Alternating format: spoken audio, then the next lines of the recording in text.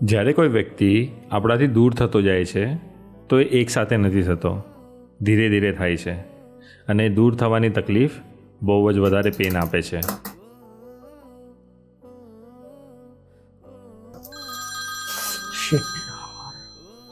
Hello, હા. આવે છે કે નહીં? કલાક થયો સાહેબ.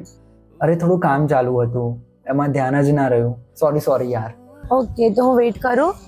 આઈ ફીલ તું નીકળી જા, મને ટાઈમ લાગશે. ઇટ્સ ઓકે, કલાક તો વેઇટ કર્યો, થોડું હજુ કરી લઈશ, શું ફરક પડશે? ના યાર, ઓલરેડી તું કલાકથી બેઠી છે. ઓહ, બહુ જલ્દી યાદ આવ્યો. તું ટોન ના માર ને. તો શું મારું?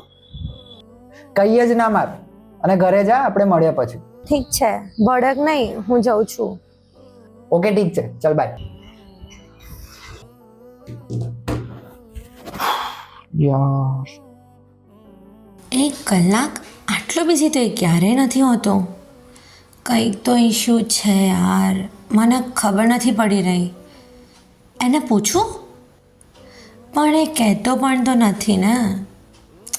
શું કરું, કંઈ સમજ જ નથી આવતું.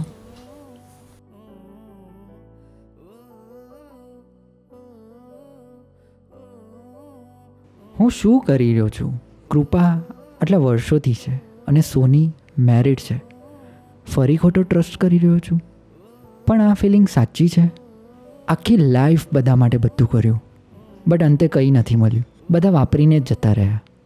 શાયદ હવે મારો જ ટાઈમ છે, જોઈએ શું થાય છે. રહેવા દે બંનેને એમની જગ્યાએ.